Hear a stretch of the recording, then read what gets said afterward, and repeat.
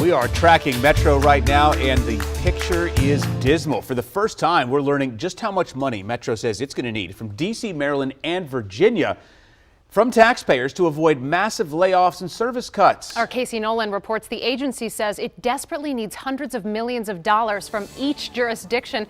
And Casey, you've also learned that it looks at this point, it's almost certain that we're going to see service cuts.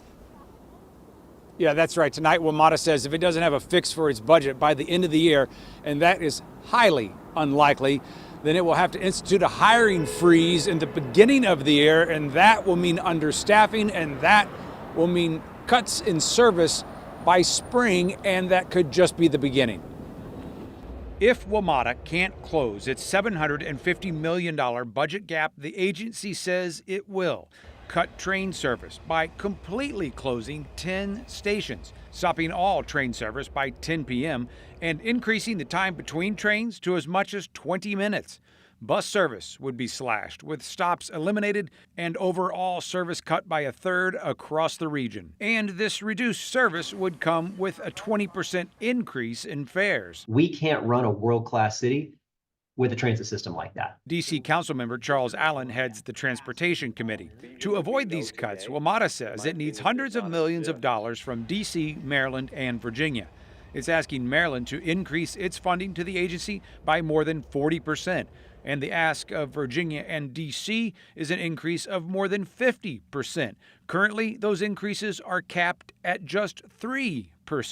We pushed on WMATA 6 months ago that we needed to see what are they doing to help solve this problem. Don't just come to the jurisdictions asking for money. What are they doing? And they responded, and they identified tens of millions of dollars every year in savings that they're instituting. Allen says he's confident D.C. will find the money, but it will take the same commitment from the district's two neighbors. The offices for both governors told WUSA 9 they are committed to finding funding solutions. Now, I think that across the three jurisdictions, we probably have some different priorities that we're all trying to work on. The clock is ticking. We've got to get towards a solution. It's got to be regional.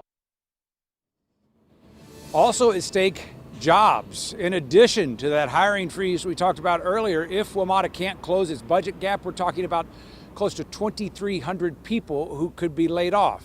Councilmember Allen told me he thinks they have until late March, early April to come up with a long-term solution. But again, even if they do, we will likely have already seen cuts that they will then have to restore if they can fix the budget.